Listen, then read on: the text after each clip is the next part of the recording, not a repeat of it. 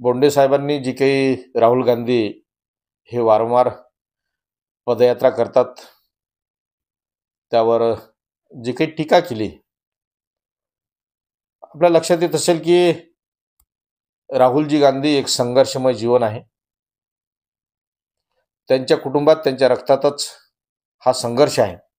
देशासाठी खूप मोठं योगदान आहे. आजही ते जे वोट चोरी होत आहे ते लोकांच्या रक्षणासाठी, संविधानाच्या रक्षणासाठी हे भटकंती करत आहेत.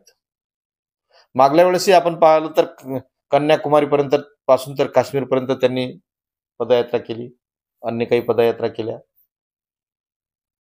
बोंडे साहेबांना किती किलोमीटर आतापर्यंत चालले ते मला माहित नाही, पण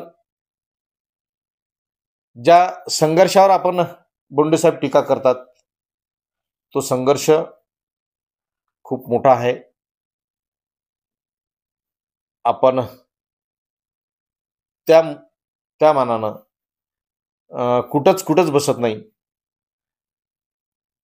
विषय राजकारणी असेल तर अजून राज्यसभेला खूप तुमच्या वेळ आहे आणि तुमच्या कोणी मनात आळवं येणार नाही.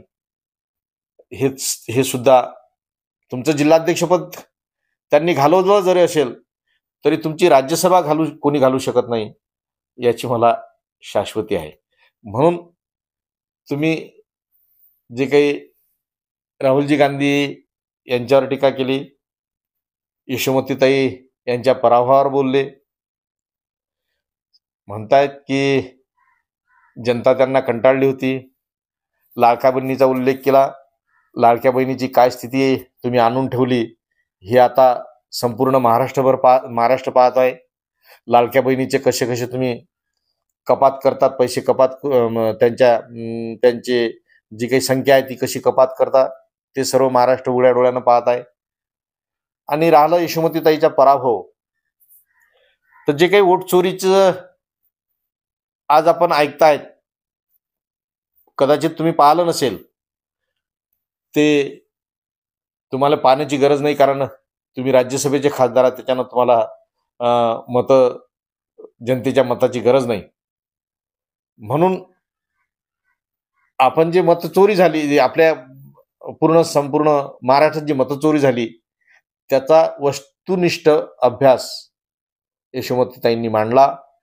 यशोमतीताई हे 25-30 हजाराच्या वर लीडनं येत होत्या, परंतु ही जी काही मताची चोरी झाली ती त्यांनी सुद्धा मांडलेली आहे. ती पाहता त्यांना जे काही लोकांच्या बाबतीत म्हटलं तुम्ही की त्यांना लोक कंटाळले होते, तर लोक आजही त्यांना डोक्यावर घेऊन नाचत आहेत.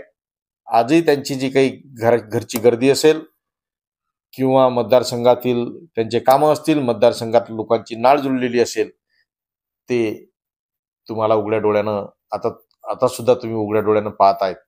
म्हणून तुम्ही अशा पद्धतीनं टीका करता.